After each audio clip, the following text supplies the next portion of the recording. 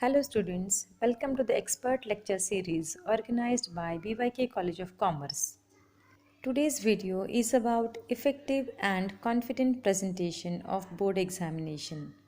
We will be focusing only on the written paper of English, be it arts, commerce or science.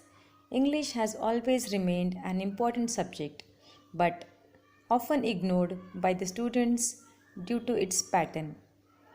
It's common observation that students are least bothered about the preparation of English, and the reason is that they don't have to learn or memorize anything, as it is not a memory based subject.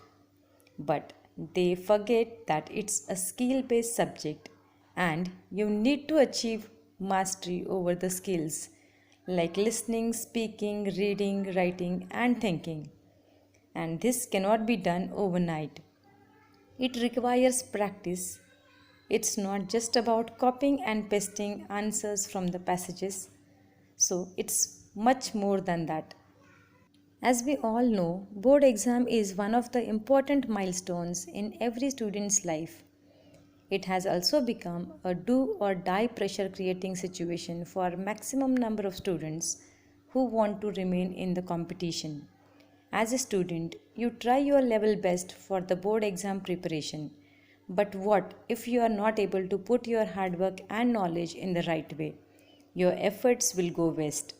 In fact, it has been noticed that students fall victim to anxiety, depression, and nervousness during exam period. This happens because they are not able to handle the pressure of examination.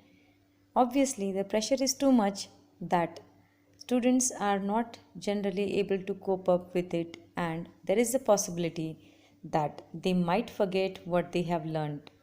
And sometimes, at some point of time during exam hall, there is a possibility that you may go blank. So, all these things can be lessened if you inculcate some strategies and tips. Generally, when students start preparing for the board examination, they are baffled with some common questions like how can I overcome my fear of board exam? How can I improve my score in board exam? How do I present my paper confidently and effectively? And the answer of all these questions is effective planning and preparation plus its execution. So, let's discuss all these important issues in today's video. We will talk about all these points in detail. Apart from these points, if you want me to guide on a particular topic, you can write to me in the comment section below. So, let's begin today's video with the first and foremost important point, that is board exam preparation. Well, board exam preparation is not an 11th hour thing. On the day before exam, it's actually a revision time.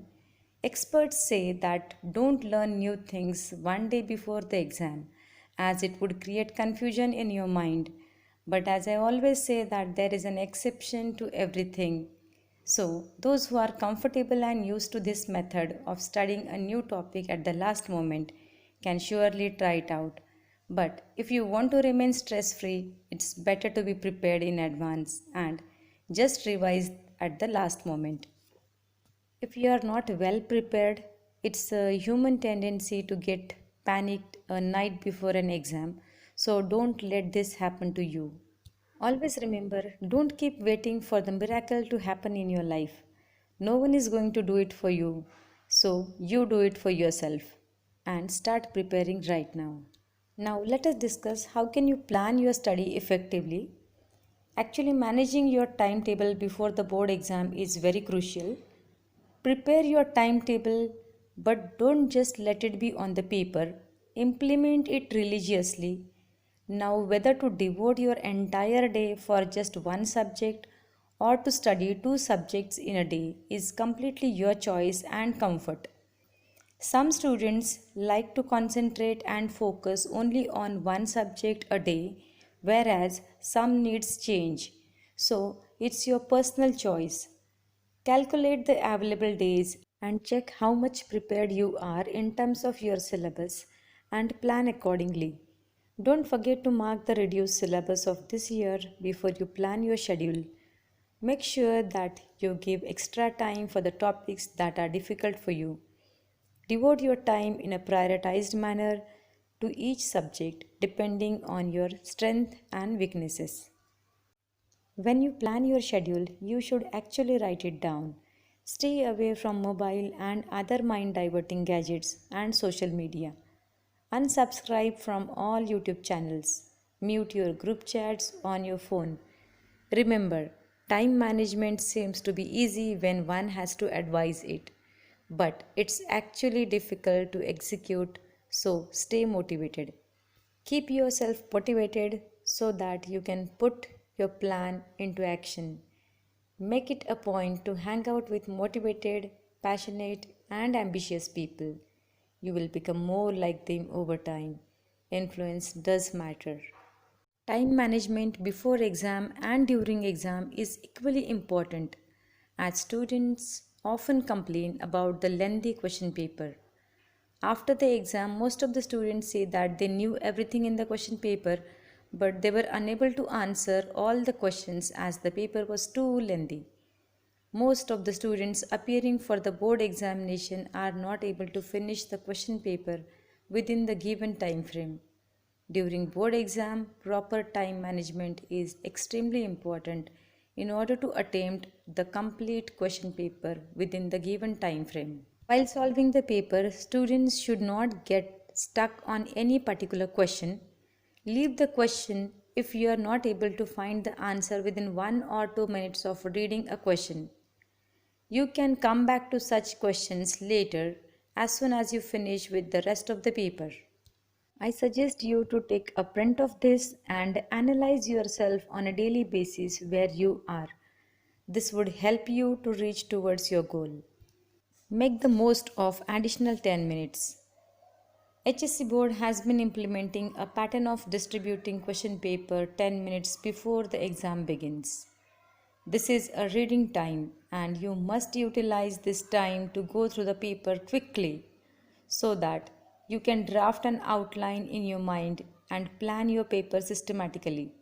Especially when it is a language paper, you really need to grab those 10 minutes for reading and understanding. Previously, when this reading time was not provided by the board, students used to manage this time from those crucial 3 hours. As you have got this privilege, use it wisely.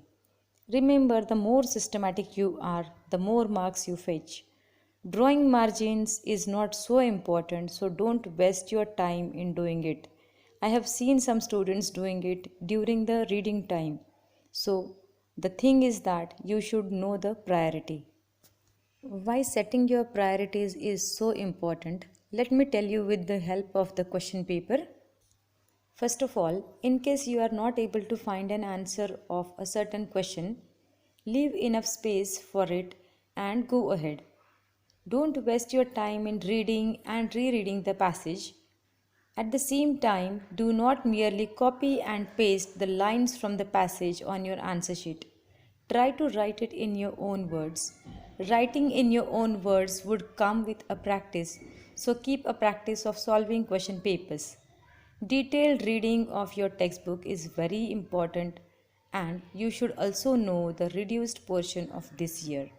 By this time, due to the pandemic, most of you must have developed self study habits, so it's gonna help you a lot, definitely. Keep your answers precise and to the point if it is for 1 or 2 marks. There is no need to write answer in points. This is not a science paper to write answers in point. Check out the marks and set your word limits accordingly. Don't go on writing for the questions that carry less marks. Remember, the length of your answer is never the criteria for marks allotment. Marking allotment is based on the relevant content, its accuracy, and language. So do not be under the wrong impression that if you write more, you would score good marks. Quality of the content and accuracy matters more than your length. Presentation does not mean decorating your answer sheet with borders and pictures unnecessarily. Presentation means keeping your answer sheet neat and tidy and provide only quality answers with proper space. Some students use colorful pencils and paint to decorate and highlight the heading or title. So there's no need of that. Don't use abbreviations in your paper. Be legible in your handwriting and do not overwrite. Keep proper space between two words and important paragraphs. Keep the height of the text uniform throughout the answer. Maintain the speed without losing the readability of the handwriting. Write the title in bold letters. If you have written something wrong, don't just scribble on the text. It makes the paper dirty and disorganized. Use a simple strike through line to cancel the text. See to it that all questions follow the desired format and pattern of writing answers.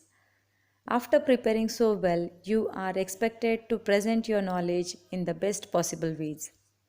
A smart approach towards preparation helps to learn faster, easier, and better. Android apps have taken over every aspect of our lives, and it is no surprise that right now there are several free and paid apps on Google Play Store dedicated to preparation material for board examination. They offer study materials, sample papers, study notes, test series, and everything that a student needs to prepare for the board examination. So you can also find out the best one for you. Here are some common but important instructions for you. Follow the sequence of sections and question numbers. If you write in sequence, it is easier for an examiner to assess the paper. Actually, no examiner would love to handle the messy paper. So it's better you follow the proper sequence and question numbers. If you have to write any other section first, you can do that, but actually it is not advisable. The reason is that reading section is actually time consuming, so it should be attempted first, whereas writing skill section requires thought process to be involved.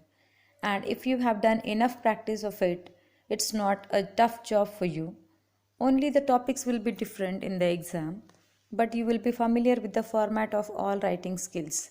So do not mix questions and sections. Write main question on a new page, whereas the sub question may not require the new page. I have discussed about the second point. Well, the third point is that while dealing with the reading section, read the questions first before you start reading the passage. This would definitely save your time and it would be easier for you to find out the keywords related to the question and then put the answer in your own words. In the question of complete the statements, write the full statement first and then underline the answer. In poetry, if you know that there are sure short questions based on figures of speech and poetic composition, why don't you prepare all of them in advance? There are seen and unseen passages with the activities based on it.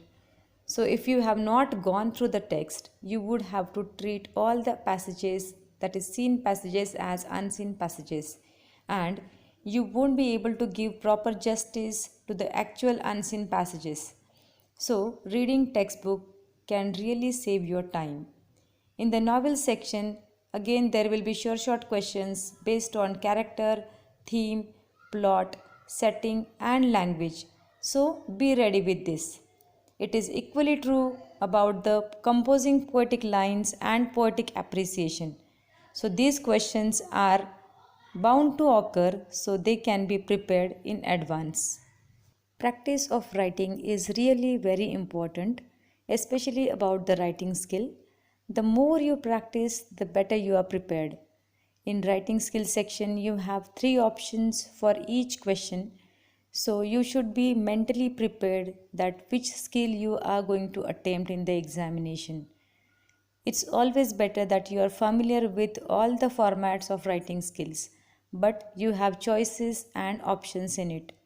So set your time and practice different writing skills so that you can check out your time management, because you cannot risk running out of time due to the lengthy paper. Practice attempting different types of questions multiple times. Improving vocabulary would help you to express better in answering writing skill, personal response questions, and the questions which are based on creativity and imagination. Reading is the key to improve your vocabulary. So keep reading different sort of literature. Practice your basic grammar questions. There is nothing new about the grammar in 12th standard. Just revise the topics that you have been doing since your school time. Attempting all the questions is important. We know that there is no negative marking for the wrong answers in the board exam. So why should we worry if there is nothing to lose? So read the questions very carefully. Reread the question if you have not understood. Try to understand the type of the question and what is expected in the answer. Try to make a smart guess and write logically correct answer because examiners are usually looking for appropriate keywords so that they may give you some marks. A major change in this year's question paper is that you don't have different sets like A, B, C, D. Set system has been cancelled by the board, so there will be only one question paper. Knowing the importance of board exams, students must start preparing effectively for the upcoming exams. Don't get tensed or panicked by what's happening around you. Just stay calm, focused, and prepare well. All this will be enough to score well. So, what are you waiting for? Plan, prepare, and perform.